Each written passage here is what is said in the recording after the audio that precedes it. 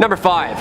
ISS UAP. In 2019, 35-year-old Russian astronaut Ivan Wagner was working aboard the ISS as a first-time crew member, where he and fellow Russian Anatoly Ivanishin are working with Chris Cassidy, the American commander of the expedition. NASA didn't mention Wagner's video in a blog update about the mission and hasn't since, which makes this case a little fishy. Wagner was orbiting the Earth aboard the ISS and might have actually captured footage of potential UFOs, or better known now as UAPs, while recording a video of the aurora lights behind the Earth's beautiful curves. He labeled the video "Space Guests" or "How I Filmed the New Time Lapse." Very cryptic. I mean, he is Russian. Wagner wrote in a tweet featuring the video, which shows the aurora australis passing near Antarctica and Australia. He also tweeted, quote, "However, in the video you will see something else, not only the aurora. The footage shows the curved edge of the Earth at night, with the green swirl of the auroras moving across its surface and several star pinpoints visible in the background." He added that the video was shot in a time lapse, so the brief flash of the lights actually lasted for about 52 seconds straight in real time. Yo, I'm the alien guy, so I'm just gonna say it. Yeah, that's a craft. Like, of course it is. NASA didn't follow up? Like, what are they gonna say? Yeah, that's swamp gas, birds, balloons. Cut the feed! Cut the feed! Like, this is nuts. I get how Starlink and satellites are very organized and look like this, but like, come on. Shot from way up there. Wagner did not claim to see the phenomenon as it happened, of course. Good choice. And no one else aboard the ISS has acknowledged it. Also, good choice. Yeah, I bet they haven't. Like, why would you? You know? He also didn't indicate exactly when the footage was captured, just posted 6:24 a.m. August 19th, 2020. Number 4, the original tapes. Also, dudes, if you like what we do here, just keep creeping you out, you know, Hulk smash that like button. It always helps the channel out. And of course, let me know down below in the comments section what other UAP videos you got for me. You know I love that smoke. Send her over my way. I got some good ones coming up from my vault.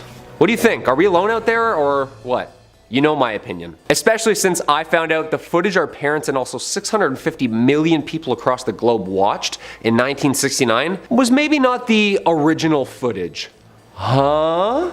Yeah, apparently what everyone saw on every television set across the globe wasn't as 4K as it was on NASA's end. A man by the name of Gary George has come across some very, very old tapes that might have been proof of what NASA was seeing. What we saw were a little bit different. Gary George, internship NASA engineer team, he bought surplus government tapes for 218 bucks, discovered originally 3 recordings, labeled Apollo 11 EVA, auctioned at Sotheby's, first generation on the moonwalk. It's even cleaner than what's been seen before.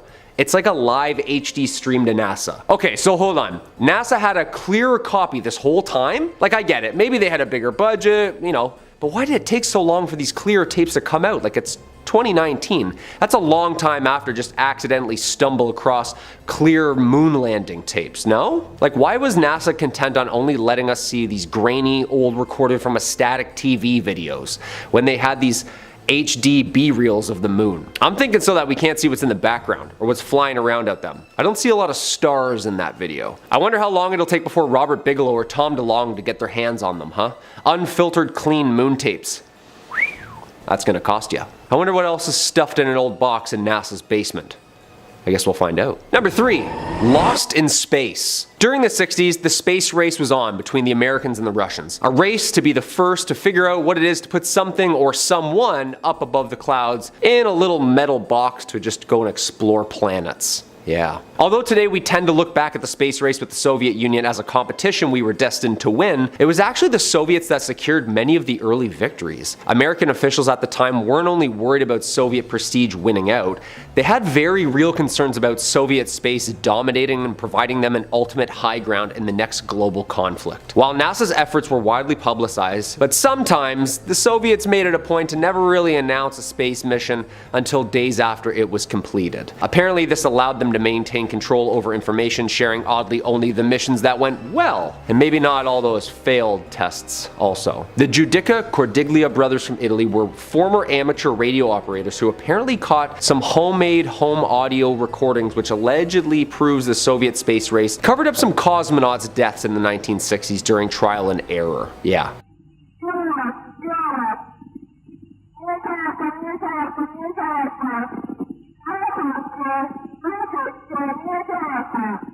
Yeah, that's horrifying. A Apparently she's saying, "Help, help, I feel hot."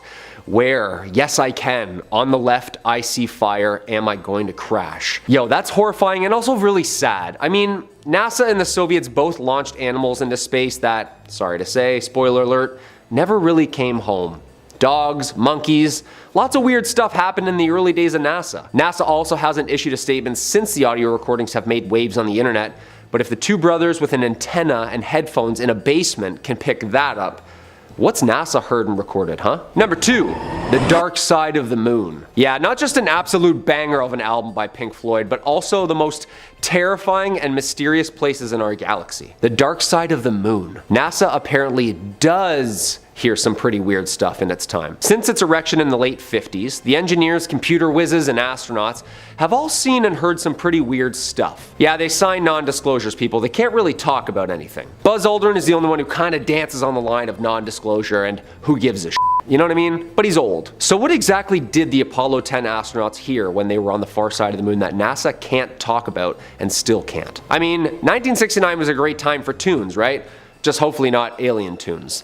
Despite what you may have heard, it's true that the Apollo 10 astronauts heard strange sounds behind the moon. They described it as outer space type music. But that's a very simple non-alien explanation for what crew members were hearing, and it's been public knowledge since the 70s. In the audio recordings from the Apollo 10 mission, astronaut Gene Cernan, who was piloting the lunar module, asks John Young, who was piloting the command module, if he hears that whistling sound. Cernan calls it music and says it even sounds outer spacey. Finally, Young says, "We're gonna have to find out about that. Nobody will believe us." Whistling sound? Yeah. Woo! Wait, yeah, it sounds like, outer space type music. Yeah, that's absolutely terrifying. Apparently we were on the other side of the moon for like a whole hour without command being able to hear or communicate to respond. That's terrifying. You wonder why we never hear anything about the other side of the moon, huh? I wonder what's back there. And number 1, Bullseye. NASA's Double Asteroid Redirection Test, or DART, spacecraft has just beamed back the first image of its targets. The mini-moon Dimorphos, as well as its rock formation Titanus body it orbits, the asteroid Didymos. Yeah, I kinda knew about this way back when they kept it low, like really low. Kinda just happened out of nowhere. DART is a planetary defense test mission designed to impact the moonlet to alter its trajectory around Didymos, basically to catch you all up to speed here. If you've seen Armageddon, it's kind of where we're getting with this. The DART mission was launched at 10:20 p.m. on November 23rd, 2021, back during the pandemic. I watched this thing go up without any NASA pre-mission statement and I thought, that can't be good. SpaceX Falcon 9 rocket from the Space Launch Complex 4 at the Vandenberg Space Force Base in California, that's a mouthful, launched this puppy up into space to kind of give the moon a little nudge. Yeah. The spacecraft is scheduled to arrive at its target in late September 2022, and according to NASA officials, which as of yesterday are right on schedule. The spacecraft has now captured the first images of its double target asteroid anomaly, which includes the moonlet it will crash into called Dimorphos, spinning around the asteroid called Didymos. Once it's slammed into Dimorphos, NASA will make observations of the asteroid from Earth to discern whether the spacecraft was able to alter the asteroid's trajectory or not. Yeah, basically, if it does, that means the method can be used to avert potentially hazardous asteroids on a collision course with Earth. If it doesn't, well, we gotta call our alien buddies for a ride, you know? If proven effective, this spacecraft design could potentially be scaled up to deflect an Earth-bound asteroid.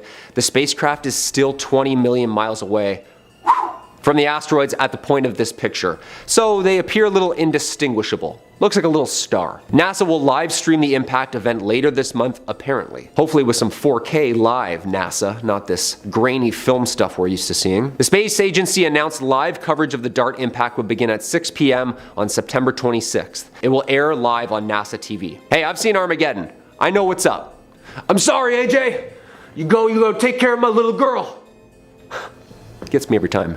It's a great movie. Great movie. And number 5, Jupiter's magnetosphere. NASA's spacecraft Juno picked up some of Jupiter's noises as it entered the planet's magnetic field. Now, according to NASA, the magnetosphere is where the movement of particles in space is controlled by what's going on inside of the planet. Juno's principal investigator Scott Bolton said of the event back in June of 2016, I quote, "We've just crossed the boundary into Jupiter's home turf. We're closing in fast on the planet itself and already gaining valuable data." Now, this recording captured the encounter with the bow shock over the course of 2 hours, and it's pretty mysterious and eerie sounding.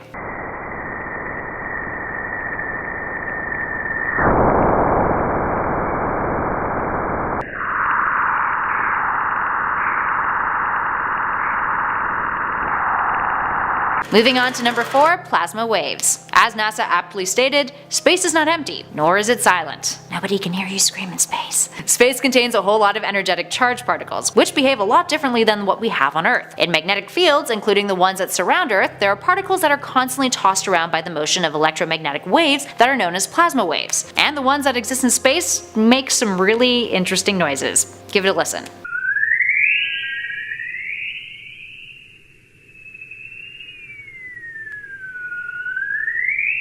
Some sound like roaring waves, while others sound a little bit like whistling. I think the whistling might even be a little bit creepier. Moving on to number 3, comet encounter. In February of 2011, NASA's Stardust spacecraft flew by a comet called Tempel 1 and pelted a bunch of small rocks and dust particles at it. This is what it sounds like.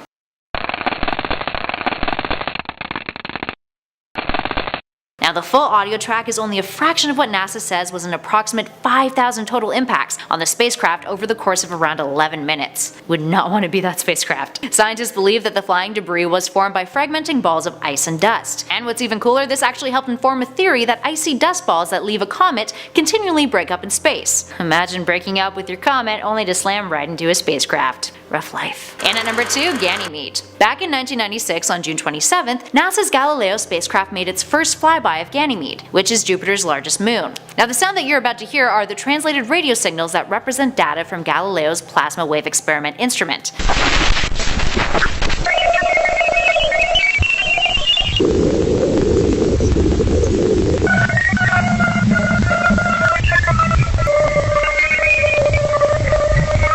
Pretty freaky, eh? Galileo's encounter with Ganymede was pretty monumental in the way that we look at our solar system, and it discovered many things about Jupiter and its moons, including that Jupiter has an intense radiation belt above its cloud tops, helium in roughly the same concentration as the Sun, and a lot of extensive and rapid resurfacing of the moon load due to volcanism and Ganymede's magnetic field. Neat stuff. And finally, in our number 1 spot, Saturn's radio emissions. This one is perhaps the most eerie. So Saturn is a source of intense radio emissions according to NASA. They monitored it with the Cassini spacecraft, and the radio waves it picked up were closely related to the auroras near the poles of Saturn, which are kind of similar to the northern and southern lights that we have on Earth. Take a listen.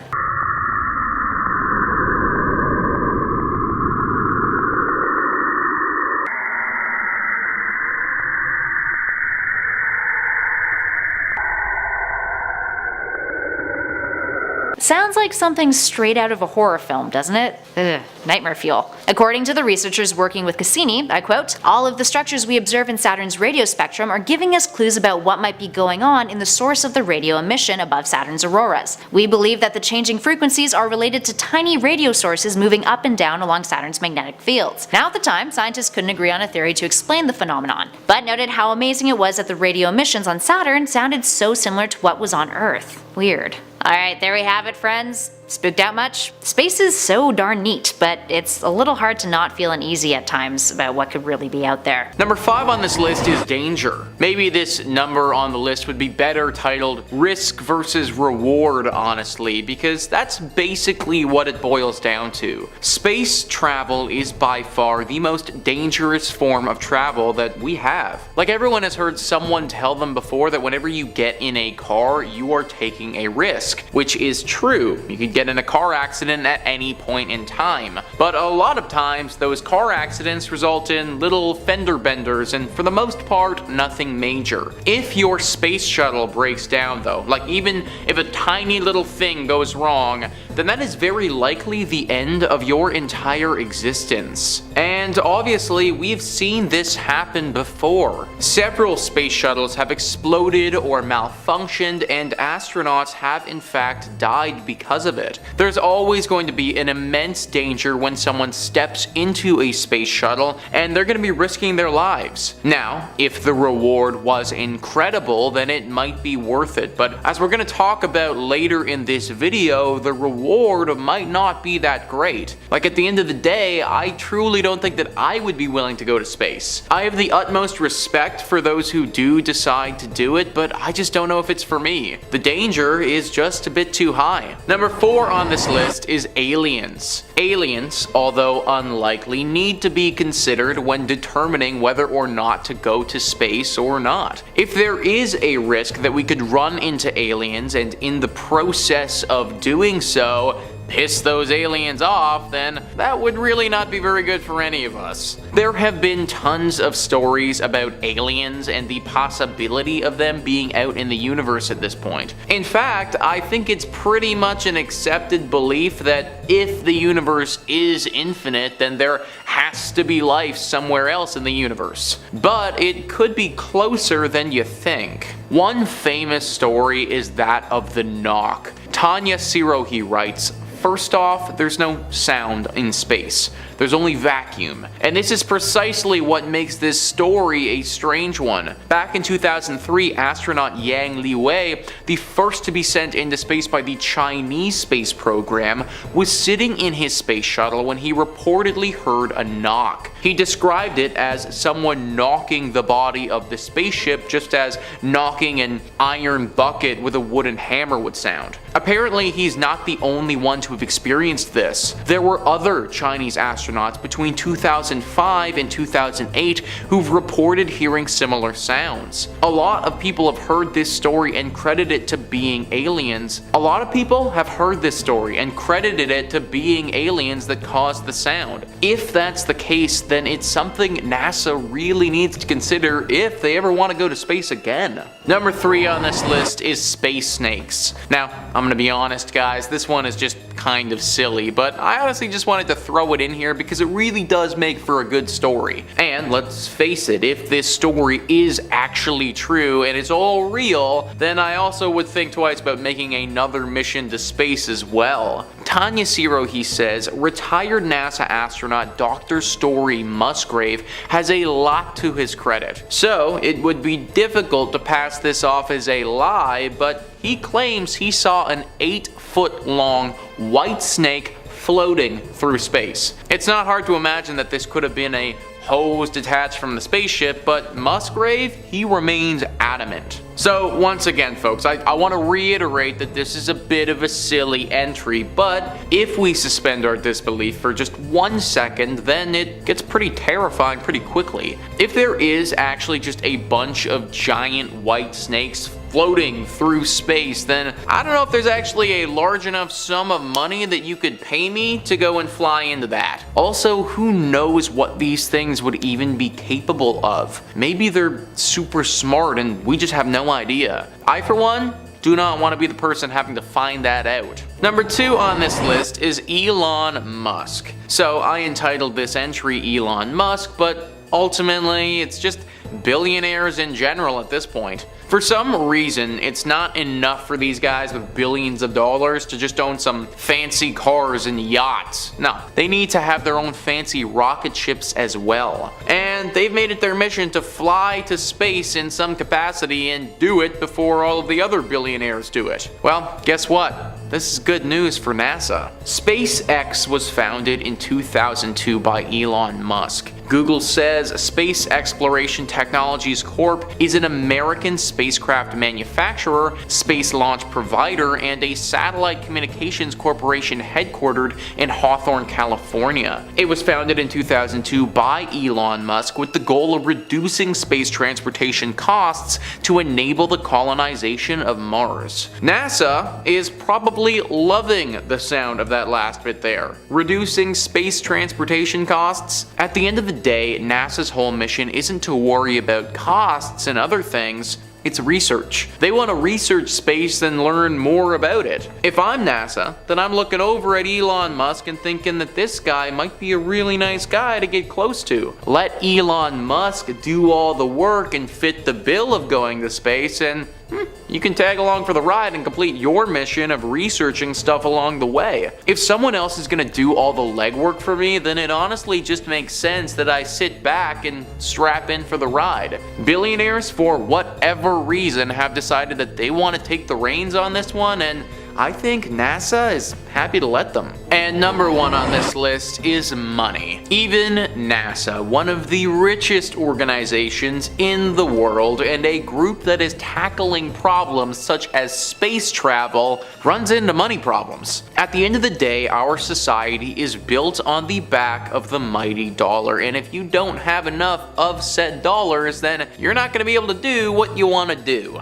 Every time NASA launches a space shuttle to go into space, literally every single time, that is going to cost $450 million. That's just one space shuttle going on one single mission. Now, $450 million is a lot of money, but to a big corporation, that could be considered chump change if you think about it. McDonald's, for instance, is thought to spend over $1 billion every year on advertising in the United States alone. That's just on advertising, let alone all the money they spend on the actual product and labor and transportation and everything that goes into making their business run. However, McDonald's makes a lot of money off of those advertisements. They pump the money into silly commercials, and we pump our money into poorly made burgers. This sort of business model doesn't really translate to space travel though. At the end of the day, $450 million is nothing if that $450 million is being spent on an operation that could bring in $1 billion, let's say. But in this case, that $450 million isn't being spent on that. That money is being spent, and then they aren't getting any of it back. There aren't any McDonald's in space, and there isn't any willing customers to spend money on stuff up there. In fact, there really isn't anything there at all. Throughout history, people go where the money is. Usually, it doesn't even matter how dangerous things are. Mining for oil or coal was extremely dangerous back in the early days, but there was a lot of money in it, and therefore people did it. There just simply is not a lot of money currently to be found in space. If, for instance, someone discovered a rare and valuable mineral or rock that's sitting on the moon and it was something that people would pay lots of money for, then I guarantee NASA would be up and running and sending tons of space shuttles to the moon. I think maybe the thing that's so unsettling about this is that we could be missing out on tons of human progress, but money is holding us back. Like, maybe there are some really important things to be learned in space that we could be learning about